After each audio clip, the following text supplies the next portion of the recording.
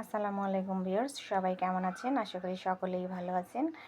আমি আজকে মুরগি ভাজার জন্য একটা রেসিপি নিয়ে চলে আসলাম আপনাদের মাঝে।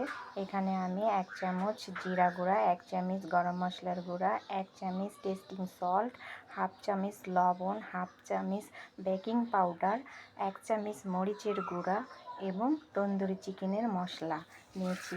এখানে আমি একটু আদা বাটা রসুন বাটা মিলে 1 চামচ নিয়েছি।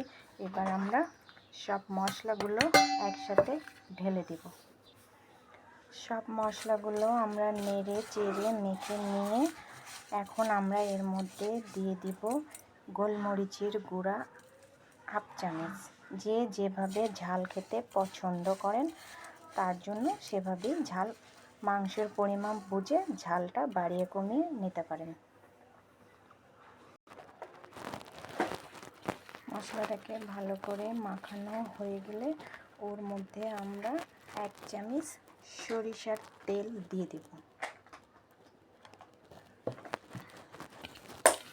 সরিষার তেল দিলে মাংসটা খেতে অনেক মজা লাগবে এবং মাংসের ভিতরে স্বাদটা দারুণ হবে। এখন আমরা মাংসগুলো দিয়ে দিলাম। মাংসগুলোকে ভালো করে মেখে চেখে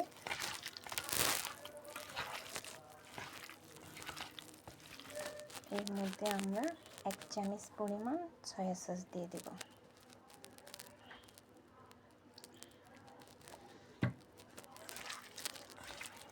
সয়া সস দিয়ে দিলাম।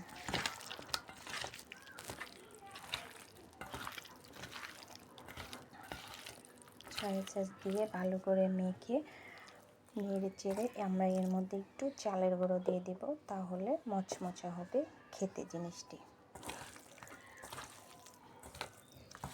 চালের গুঁড়ার পরিমাণটা আপনাদের পছন্দ মতো দিতে পারেন, অথবা কারো ভালো না লাগলে তারা স্কিপ করতে পারেন।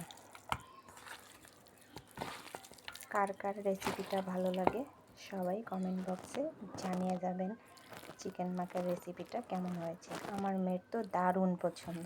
আপনাদের কার কার পছন্দ এবং খেতে কেমন লাগে সবাই আমার রেসিপিটাকে শেয়ার করে দেবেন। আসসালামু আলাইকুম, আল্লাহ হাফেজ।